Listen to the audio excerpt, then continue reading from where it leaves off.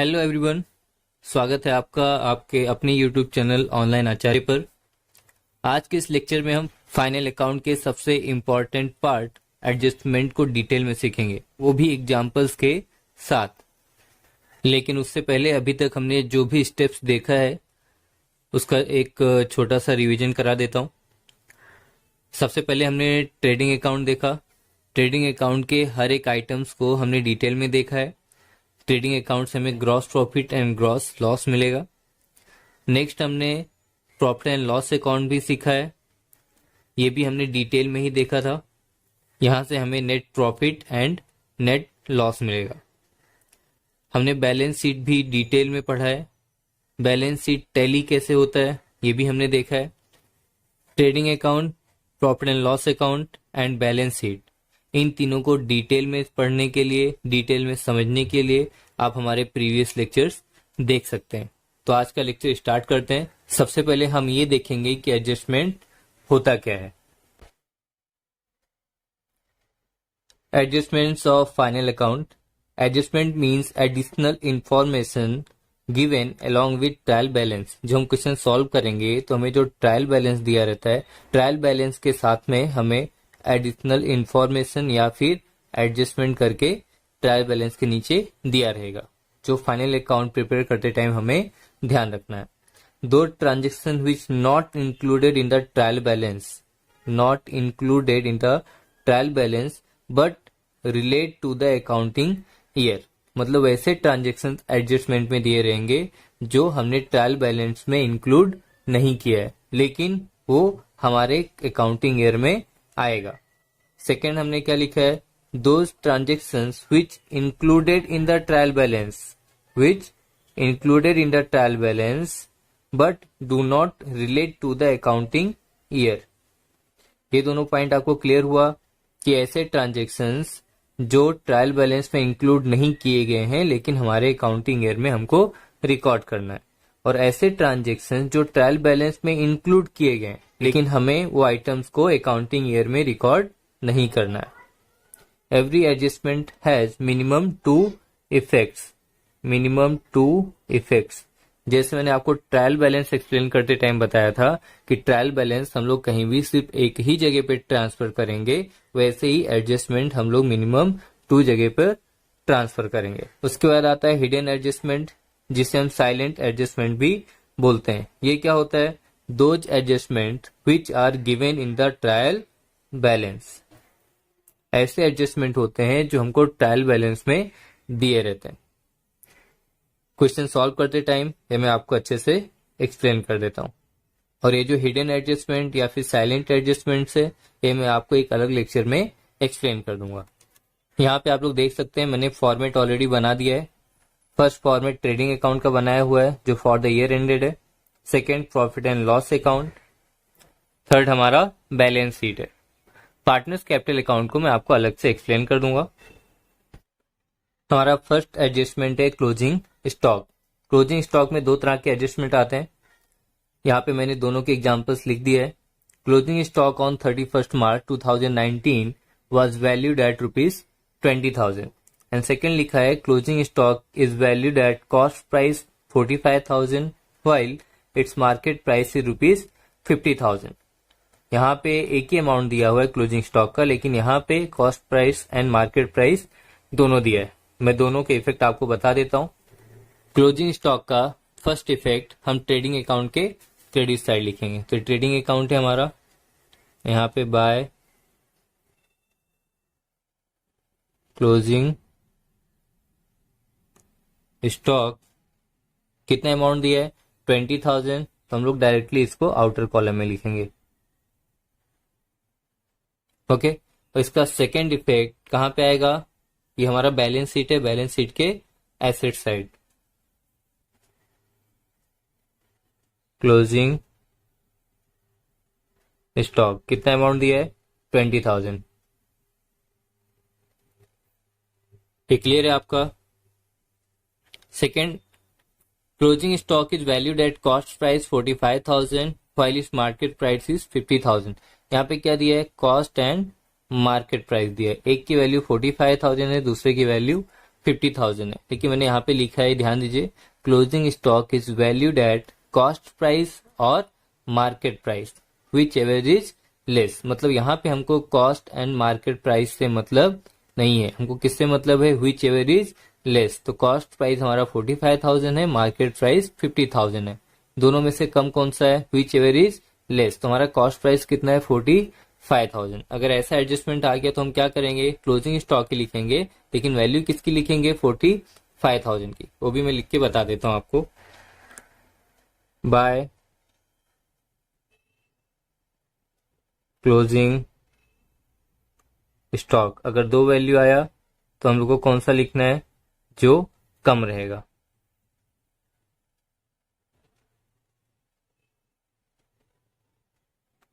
Closing stock 45,000। Clear है। ये दोनों में से एग्जाम में आपको कोई एक ही आएगा और दोनों का इफेक्ट सेम जगह पे जाएगा, ट्रेडिंग के credit side and balance sheet के asset side. Okay, if closing stock is given in the trial balance then it is shown on asset side of balance sheet only. ये भी काफी ज्यादा important है, मोस्टली एग्जाम में आता नहीं है, लेकिन नॉलेज के लिए आपको पता होना चाहिए। क्लोजिंग स्टॉक अगर आपको ट्रायल बैलेंस में दिया है, ये तो मोस्टली एडजस्टमेंट में ही रहेगा, लेकिन अगर क्लोजिंग स्टॉक आपको ट्रायल बैलेंस में दिया है तो हम क्या करेंगे, उसका सिर्फ एक ही इफेक्ट होता है ट्रायल बैलेंस का, तो हम बैलेंस शीट के एसेट साइड में ट्रांसफर कर देंगे। हमारा नेक्स्ट एडजस्टमेंट है प्रीपेड एक्सपेंसेस। अभी प्रीपेड एक्सपेंसेस में क्या होता है, the expenses which are paid in advance are called as prepaid expenses। ये हमारा क्या होता है, करंट ईयर का एक्सपेंस नहीं होता, इसलिए हम इसको माइनस करते हैं। किससे माइनस करेंगे, जिससे रिलेटेड हम लोग को एडजस्टमेंट दिया रहेगा उससे माइनस करेंगे। यहाँ पे दो एग्जांपल्स लिखा है मैंने। सबसे पहले क्या लिखा है, प्रीपेड वेजेस वाज ₹700। अभी वेजेस कहाँ पे आता है, ट्रेडिंग अकाउंट में, और सैलरी कहाँ पे आता है, प्रॉफिट एंड लॉस अकाउंट में। तो मैंने दोनों का एग्जाम्पल लिख दिया हुआ है। सबसे पहले वेजेस का देखते हैं हम लोग। तो वेजेस कहाँ पे आता है, ट्रेडिंग अकाउंट। तो फॉर एग्जाम्पल क्वेश्चन के ट्रायल बैलेंस में हम लोग को पहले से वेजेस दिया रहेगा। तो अगर वेजेस हम लोग को दिया है 10,000, ठीक है, उसमें हमको क्या माइनस करना है, प्रीपेड वेजेस माइनस करना है जो 700 है। हम लोग यहाँ पे क्या लिखेंगे, लेस प्रीपेड। लेस प्रीपेड कितना अमाउंट दिया है, 700। यहां से 700 हम लोग माइनस करेंगे, तो माइनस करने पे कितना आएगा, 9,300 आएगा। ठीक है, अब यहाँ पे अपने पास तीन अमाउंट है, एक 10,000, 700 एंड 9,300। तो इसमें से हमारा प्रीपेड कितना है, जो एडजस्टमेंट में दिया है, इसमें से हमारा प्रीपेड कितना है, सिर्फ 700 है। तो इसका सेकेंड इफेक्ट कहाँ पे आएगा, एसेट साइड, क्योंकि ये हमारा एसेट्स होता है। तो हम लोग 700 कहाँ पे ट्रांसफर करेंगे, बैलेंस शीट के एसेट साइड। यहाँ पे क्या लिखेंगे, प्रीपेड वेजेस, और आपको अमाउंट कौन सा लिखना है, जितना हमारा प्रीपेड है, जो एडजस्टमेंट में अमाउंट दिया है, सिर्फ वही अमाउंट हम लोग यहाँ पे ट्रांसफर करेंगे। 10,000 या 9,300 ट्रांसफर करने की जरूरत नहीं है, सिर्फ कितना ट्रांसफर करना है, 700। तो हम लोग यहाँ पे 700 ट्रांसफर कर दिए। ये क्लियर हो गया। तो प्रीपेड एक्सपेंसेस क्या होता है, एक्सपेंसेस पेड इन एडवांस। ये हमारे करंट ईयर से रिलेटेड नहीं रहता है। ये हमारा वेजेस का हो गया। नेक्स्ट एग्जांपल हमने लिया है प्रीपेड सैलरी वाज ₹1,000। अभी सैलरी कहाँ पे आता है, सैलरी आता है हम लोग को प्रॉफिट एंड लॉस अकाउंट में। तो ट्रायल बैलेंस में हम लोग को ऑलरेडी सैलरी का अमाउंट दिया रहेगा, और जिस पे एडजस्टमेंट रहेगा हम लोग इनर कॉलम में लिखेंगे। यहाँ पे लेस प्रीपेड लिखेंगे। सैलरी कितना प्रीपेड है, ₹1,000, तो 1,000 यहाँ से माइनस करेंगे। आउटर कॉलम में कितना आएगा, ₹10,000। और सेकेंड इफेक्ट मैंने भी बताया प्रीपेड का कहाँ पे आता है, बैलेंस शीट के एसेट साइड। तो हम यहाँ पे क्या लिखेंगे, प्रीपेड सैलरी। सिर्फ प्रीपेड लिख के मत छोड़ देना, वेजेस का है तो वेजेस लिखना है, सैलरी का है तो सैलरी लिखना है। कितना, ₹1,000। क्लियर है आपका। तो ये जो प्रीपेड है वो कहीं भी आ सकता है, किसी भी आइटम से आ सकता है, चाहे वो ट्रेडिंग से रिलेटेड हो या फिर प्रॉफिट एंड लॉस से रिलेटेड हो, जिससे रिलेटेड रहेगा उससे हम लोग माइनस करेंगे और सेकेंड इफेक्ट हमारा बैलेंस शीट के एसेट साइड जाएगा। तो ये दोनों एडजस्टमेंट आपके क्लियर हो गए। हमारा नेक्स्ट एडजस्टमेंट है आउटस्टैंडिंग एक्सपेंसेस। आउटस्टैंडिंग मतलब बाकी होता है। मैंने यहाँ पे लिखा example, outstanding rent ₹2000, expenses due but not paid, मतलब हम लोग को एक्सपेंसेस पे करना है। एक्सपेंसेस अनपेड है, हम लोग का काम हो गया है, हम लोग का एक्सपेंसेस पे करना है। ये किसके ऊपर दिया हुआ है?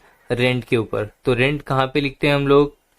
प्रॉफिट एंड लॉस अकाउंट में। तो प्रॉफिट एंड लॉस अकाउंट में जो हम लोग को पहले से रेंट लिखा रहेगा ट्रायल बैलेंस का अमाउंट, हम लोग कहाँ पे लिखेंगे? यहाँ पे इनर कॉलम में। मैं यहाँ पे 10,000 अमाउंट ले लेता हूँ। यहाँ पे आउटस्टैंडिंग हम लोग क्या करेंगे? अगर आउटस्टैंडिंग दिया रहेगा मतलब हम लोग को पेमेंट करना बाकी है, तो हम लोग यहाँ पे आउटस्टैंडिंग को ऐड करेंगे। जैसे प्रीपेड माइनस किया था हमने, वैसे ही आउटस्टैंडिंग ऐड करेंगे। कितना अमाउंट दिया हुआ है आउटस्टैंडिंग का? 2,000 रुपीज। तो हमारा कितना आ जाएगा टोटल? 12,000 रुपीज। क्लियर है ये आपका? अभी आउटस्टैंडिंग एक्सपेंसेस का सेकेंड इफेक्ट कहाँ पे जाएगा? आउटस्टैंडिंग मतलब हम लोग को पे करना बाकी है, तो हमारे लिए क्या होता है? लाइबिलिटीज होता है। तो हम कहाँ पे लिखेंगे? बैलेंस शीट के लाइबिलिटी साइड लिखेंगे। यहाँ पे लिखेंगे आउटस्टैंडिंग रेंट। कितना अमाउंट दिया था आउटस्टैंडिंग का? 2,000 रुपीज। नेक्स्ट लिखा हुआ है इनकम रिसीव्ड इन एडवांस। इसे हम लोग प्री रिसीव्ड इनकम भी बोलते हैं। Income not related to current accounting year but related to future period. यहाँ पे मैंने एग्जाम्पल लिखा हुआ है, प्री रिसीव्ड कमीशन इज ₹600। यहाँ पे हमें कमीशन पहले ही मिल गया है, तो अगर हमें कुछ मिलता है तो मैंने आपको एक्सप्लेन किया था कि ट्रेडिंग अकाउंट के डेबिट साइड हम लोग एक्सपेंसेस एंड लॉसेस रिकॉर्ड करते हैं और क्रेडिट साइड इनकम। तो यहाँ पे हमको क्या मिला है? कमीशन। तो हम यहाँ पे क्या लिखेंगे? Bye commission count. For example हमारा जो कमीशन था वो 10,600 रुपीज था, जिसमें से हमें प्री रिसीव्ड कितना हो गया कमीशन? 600। मतलब वो हमारे काम करने से पहले ही हमें कमीशन मिल गया। Not related to current accounting year, जो हमारे करंट अकाउंटिंग ईयर से रिलेटेड नहीं होता उसे हम लोग माइनस करते हैं। तो यहाँ पे हम लोग क्या लिखेंगे? Less pre received. इसे हम लोग क्या बोलते हैं? Income received in advance. कितना इनकम हमको मिल गया था एडवांस में? 600। तो उसको माइनस करेंगे 600 को। और इसका सेकेंड इफेक्ट हम लोग कहाँ पे लिखेंगे? ये हमारा क्या है? Income received in advance. Second effect हमारा कहाँ पे आएगा? बैलेंस शीट के लायबिलिटी साइड। हम लोग यहाँ पे क्या लिखेंगे? Pre received commission. कितना? 600 rupees. Fifth, income receivable. Outstanding income भी हम लोग बोलते हैं। यहाँ पे लिखा हुआ income due for current accounting year but not yet received. मतलब ये हमारा करंट अकाउंटिंग ईयर में इनकम हो गया है लेकिन हमको अभी तक मिला नहीं है। इनकम मिलने वाला है, तो हमको जो इनकम मिलने वाला है हम लोग कहाँ पे लिखते हैं? Credit side. तो यहाँ पे किसके ऊपर दिया हुआ है? रेंट। रेंट हम लोग कहाँ पे लिखते हैं? प्रॉफिट एंड लॉस अकाउंट में। तो यहाँ पे मैंने लिख दिया बाय रेंट, यहाँ पे 8,500। जो हमको इनकम मिलने वाला है वो हम लोग कहाँ पे लिखेंगे?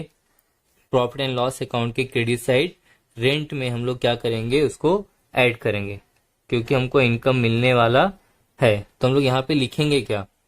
Rent receivable. कितने अमाउंट दिया है? 1,500। इसको हम क्या करेंगे?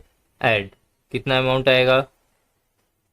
10,000 रुपीज हमारा अमाउंट आ गया। अब इसका सेकेंड इफेक्ट हम लोग कहाँ पे पास आउट करेंगे?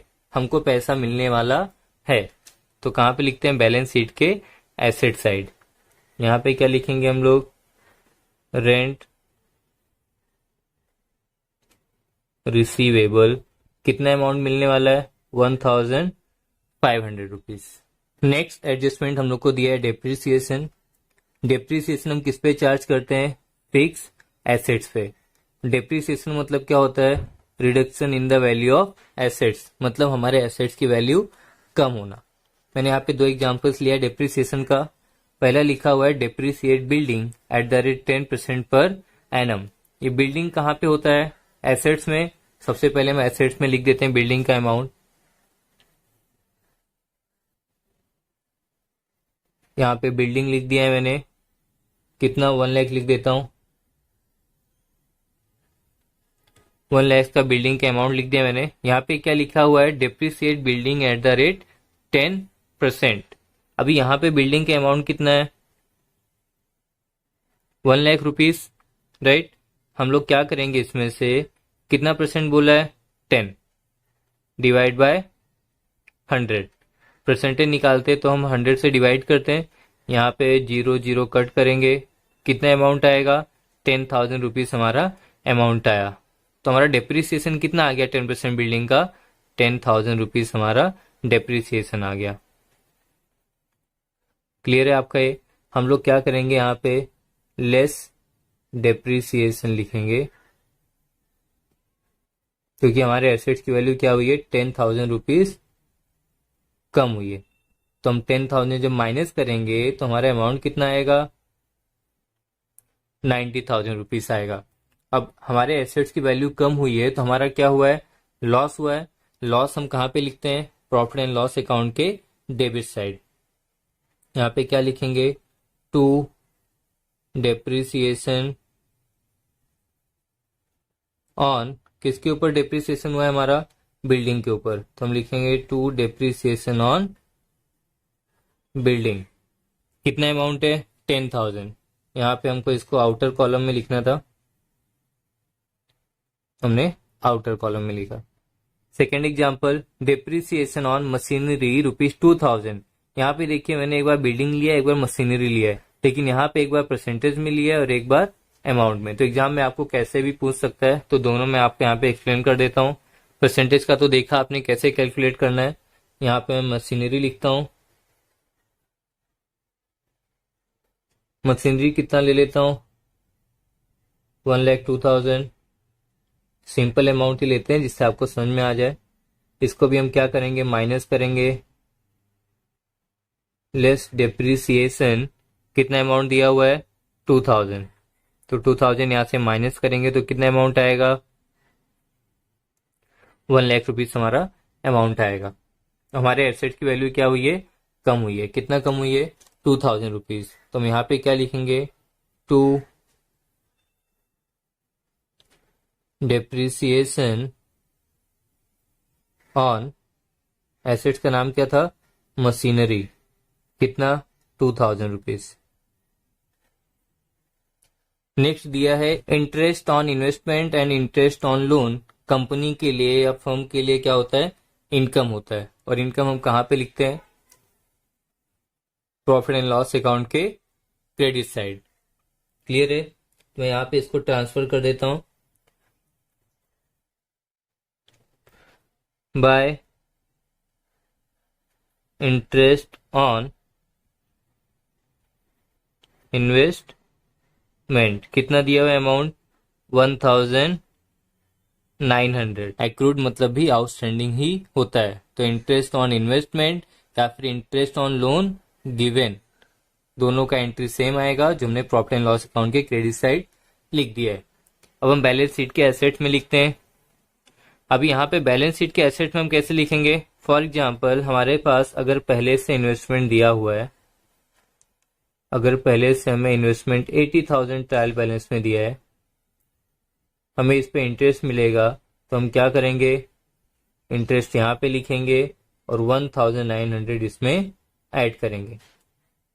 तो आउटर कॉलम में कितना आ जाएगा? 81,900 रुपीज। जैसे मैंने आपको डेप्रिसिएशन का बताया कि हम लोग यहाँ पे 10% क्या किए? कैलकुलेट किए, क्योंकि depreciate building at the rate 10% दिया था। वैसे इंटरेस्ट भी दे सकता है कि interest on investment at the rate 10% या 20%, तो हमको ऐसे ही कैलकुलेट करना पड़ेगा। ठीक है। नेक्स्ट हम लोग को दिया है interest on capital. Interest on capital क्या होता है? Expenditure of the firm. Interest on capital मतलब जो भी बिजनेसमैन, ऑनर या फिर पार्टनर ने कंपनी में या बिजनेस में पैसा इन्वेस्टमेंट किया हुआ है, उसके ऊपर हम क्या दे रहे हैं? उसको इंटरेस्ट दे रहे हैं, तो कंपनी के पास से पैसे जा रहे हैं। कंपनी के पास से अगर पैसा जाएगा तो कंपनी का क्या होगा, लॉस होगा। लॉस हम लोग कहाँ पे लिखते हैं, प्रॉफिट एंड लॉस अकाउंट के डेबिट साइड। तो हम कहाँ पे लिखेंगे, प्रॉफिट एंड लॉस अकाउंट के डेबिट साइड। मैंने यहाँ पे एग्जांपल दिया है, प्रोवाइड 10% इंटरेस्ट ऑन कैपिटल। इसको मैं आपको एक्सप्लेन कर देता हूँ। फॉर एग्जांपल, अगर हमारे पास एक पार्टनर एक्स है और दूसरा पार्टनर वाई है। एक्स ने बिजनेस में 50,000 रुपीज इन्वेस्टमेंट किया और वाई ने 1 लाख रुपीज यहाँ पे इन्वेस्टमेंट किया है। कितना परसेंट इंटरेस्ट देना है हम लोग को, 10%। तो हम लोग क्या करेंगे, 10/100 लिखेंगे। ये 0 0 कट हो जाएगा, कितना आएगा, 5,000 रुपीज। सेम प्रोसीजर इसमें भी करेंगे, 10/100 कितना है इसका, 10,000 रुपीज। मतलब कंपनी एक्स को 5,000 रुपीज पे कर रही है और वाई को 10,000 रुपीज पे कर रही है। तो हम लोग कहाँ पे लिखेंगे, यहाँ पे लिखेंगे टू इंटरेस्ट ऑन कैपिटल। इसको हम अंडरलाइन करेंगे, यहाँ पे एक्स और यहाँ पे वाई, मतलब दोनों पार्टनर का नाम हम लोग यहाँ पे लिखेंगे। एक्स को कितना इंटरेस्ट मिला है, 5,000। वाई को कितना मिला है, 10,000 रुपीज। तो एक्स में हम लोग 5,000 रुपीज लिखेंगे, टैक्स में हम लोग 5,000 रुपीज लिखेंगे और वाई में 10,000 रुपीज। टोटल कितना आ गया, 15,000 रुपीज हमने पार्टनर्स को इंटरेस्ट दिया है। अब इसका सेकेंड इफेक्ट कहाँ पे आएगा, पार्टनर से रिलेटेड हम लोग क्या करते हैं, एक अलग अकाउंट बनाते हैं जिसका नाम है पार्टनर्स कैपिटल अकाउंट या फिर पार्टनर्स करंट अकाउंट। दोनों में से आपको एक ही अकाउंट बनाना पड़ेगा। एक क्वेश्चन के ऊपर डिपेंड करता है कि हमें कौन सा अकाउंट बनाना है। तो इंटरेस्ट ऑन कैपिटल अकाउंट का आपने फर्स्ट इफेक्ट तो देख लिया कि हमने प्रॉफिट एंड लॉस अकाउंट के डेबिट साइड ट्रांसफर किया। सेकंड इफेक्ट हम लोग क्या करेंगे, पार्टनर्स कैपिटल अकाउंट बनाएंगे या फिर पार्टनर्स करंट अकाउंट बनाएंगे, उसके क्रेडिट साइड में हम लोग ट्रांसफर करेंगे।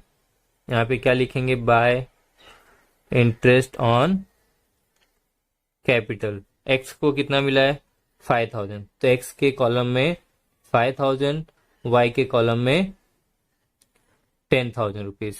इंटरेस्ट ऑन कैपिटल का दूसरा मेथड भी है, हम लोग यहाँ पे ट्रांसफर करेंगे तो फिक्स है, लेकिन यहाँ पे दो ऑप्शंस आ जाते हैं हमारे पास। हम या तो पार्टनर्स कैपिटल अकाउंट के क्रेडिट साइड में ट्रांसफर कर सकते हैं या फिर डायरेक्टली बैलेंस शीट में जो हम कैपिटल लिखेंगे तो एक्स के कैपिटल में एक्स का इंटरेस्ट ऐड करके लिखेंगे और वाई के कैपिटल में वाई का कैपिटल ऐड करके लिखेंगे। लेकिन उसके पे हम लोग ये डिटेल वाला मेथड ही फॉलो करते हैं। हम अलग से पार्टनर्स कैपिटल या करंट अकाउंट बनाएंगे और वहां पे इंटरेस्ट ऑन कैपिटल पार्टनर से रिलेटेड जो भी इंफॉर्मेशन रहेगा यहाँ पे ट्रांसफर करेंगे। नेक्स्ट हम लोग को दिया है इंटरेस्ट ऑन ड्रॉइंग्स। ये क्या होता है, कंपनी के लिए इनकम होता है। Provide 10% interest on drawings. इसका भी एग्जांपल ले लेते हैं हम लोग। For example mister X and mister Y है। एक्स ने कंपनी से 12,000 रुपीज विड्रॉ किया, वाई ने कंपनी से 8,000 रुपीज विड्रॉ किया। कितना परसेंट इंटरेस्ट हम लोग को बोला है, 10%। तो दोनों को 10% इंटरेस्ट कंपनी को देना पड़ेगा। ड्रॉइंग्स क्या होता है, जब भी पार्टनर या ऑनर पर्सनल यूज के लिए कंपनी से कुछ भी विड्रॉ करेंगे तो उसे हम ड्रॉइंग्स बोलते हैं। अभी यहाँ पे हम लोग नॉर्मली इसके साथ कैलकुलेट नहीं कर सकते। ड्रॉइंग्स में हम लोग को क्या करना पड़ेगा, 6 मंथ का ही कैलकुलेट करना पड़ेगा। तो हम लोग यहाँ पे क्या करेंगे, इंटू 6/12 भी लिखेंगे। ये आपको क्वेश्चन में नहीं दिया रहेगा, आपको ध्यान रखना है कि बाय डिफॉल्ट आपको ड्राइंग 6 मंथ का ही कैलकुलेट करना है। तो यहाँ पे मैं 0 0 पहले कट कर देता हूँ। 6 1 जा 6, 6 2 जा 12, 2 6 जा 12। कितना आ गया हमारा, 600 रुपीज आ गया इंटरेस्ट। इसमें भी 0 कट हुआ, इसका भी 0 कट हो गया। 2 4 जा 8, मतलब इसका कितना आ गया, 400। अभी इंटरेस्ट ऑन ड्राइंग्स क्या होता है, कंपनी के लिए इनकम होता है। तो इनकम हम लोग कहाँ पे लिखते हैं, यहाँ पे हम क्या लिखेंगे, by interest on drawings X and Y. X का ड्राइंग्स हमने कैलकुलेट किया, अभी कितना आया, 600। वाई का कितना आया 400, टोटल कितना हो गया 1000 रुपीज। अभी इसका सेकेंड इफेक्ट कहाँ पे आएगा, हम लोग पार्टनर्स कैपिटल अकाउंट में ट्रांसफर करेंगे। कहाँ पे लिखेंगे, यहाँ पे डेबिट साइड लिखेंगे, यहाँ पे लिखेंगे to interest on drawings. X का कितना आया था 600 और वाई का कितना आया 400। तो क्लियर हो गया आपका। नेक्स्ट हम लोग का लिखा है इंटरेस्ट ऑन लोन टेकन। अभी हमने लोन लिया है, लोन लेंगे तो हमारा क्या होगा, एक्सपेंडिचर होगा, हमें लोन भी पे करना है और लोन के ऊपर इंटरेस्ट भी पे करना है। तो हम लोग बैंक लोन लिखते कहाँ पे हैं, बैंक लोन हम लोग का होता है बैलेंस शीट के लायबिलिटी साइड। तो फॉर एग्जांपल हमारे पास जो हमने बैंक लोन लिया है वो बैंक लोन कितना लिया था हमने, बैंक लोन हमने लिया है कंपनी से 50,000 का। अब 50,000 का जो हमने बैंक लोन लिया है तो उसके ऊपर हम लोग क्या करेंगे, इंटरेस्ट भी पे करेंगे। ये भी कैलकुलेट करके मैं आपको बता देता हूं। हमने कितने का लिया है 50,000 का, इंटरेस्ट कितना दिया है 12%। यहाँ पे भी काफी इंपॉर्टेंट है, यहाँ पे लिखा है टेकन ऑन 1 अक्टूबर 2018। अभी हमारा फाइनेंशियल ईयर स्टार्ट कभी होता है 1 अप्रैल को स्टार्ट होता है और एंड कभी होता है 31 मार्च को। ठीक है, तो अगर अक्टूबर से हम काउंट करेंगे तो अक्टूबर, नवंबर, दिसंबर, जैन, फेब एंड मार्च, हमारे पास टोटल कितने मंथ आते हैं 6 मंथ। तो हम लोग यहाँ पे कितने मंथ का कैलकुलेट करेंगे, 6 मंथ का ही इंटरेस्ट कैलकुलेट करेंगे। अब यहाँ पे ये जीरो कट हो गया, ये जीरो भी कट हो गया, ये 12 से 12 कट हो गया, कितना बचा 500 और इधर कितना बचा 6। तो कितना आ जाएगा 500 इंटू 6 3000 रुपीज आ जाएगा। तो 3000 हम लोग क्या करेंगे यहाँ पे ऐड करेंगे, प्लस इंटरेस्ट कितना आया 3000 रुपीज, टोटल कितना हो गया 53,000 रुपीज हमारी लाइबिलिटी है जो हम बैंक को पे करेंगे। अभी आपका फर्स्ट इफेक्ट क्लियर हो गया। अब इसका सेकेंड इफेक्ट कहाँ पे आएगा, हम लोग इंटरेस्ट बैंक को दे रहे हैं तो हमारा क्या हो रहा है, लॉस हो रहा है, एक्सपेंस हो रहा है। तो उसको कहाँ पे लिखेंगे, प्रॉफिट एंड लॉस के debit side, to interest on bank loan. कितना कैलकुलेट किया हमने 3000 रुपीज। ये क्लियर है आपका। अभी और भी ज्यादा एडजस्टमेंट बाकी है जो हम आने वाले लेक्चर्स में देखेंगे। ये सारे एडजस्टमेंट काफी इंपॉर्टेंट है, आप इनका प्रैक्टिस कीजिए, लिख के रखिए। आज का लेक्चर हम यहीं पर एंड करते हैं। अगर ये लेक्चर आपको समझ में आ गया हो तो अच्छी बात है, अगर समझ में नहीं आया तो वीडियो बार बार देखिए, आपको समझ में आ जाएगा। चैनल को सब्सक्राइब, वीडियो को लाइक एंड शेयर करना मत भूलिए, बेल आइकन को जरूर प्रेस कर दीजिए जिससे आपको नेक्स्ट लेक्चर की अपडेट तुरंत मिल जाएगी। आप भी एडजस्टमेंट सॉल्व करते रहिए, प्रैक्टिस करते रहिए। अगर कुछ डाउट्स है तो कमेंट सेक्शन में अपने डाउट्स पूछ सकते हैं, मैं आपके सारे डाउट्स को जल्दी से जल्दी सॉल्व करने की कोशिश करूंगा। मिलते हैं नेक्स्ट लेक्चर में, तब तक के लिए गुड बाय, थैंक यू।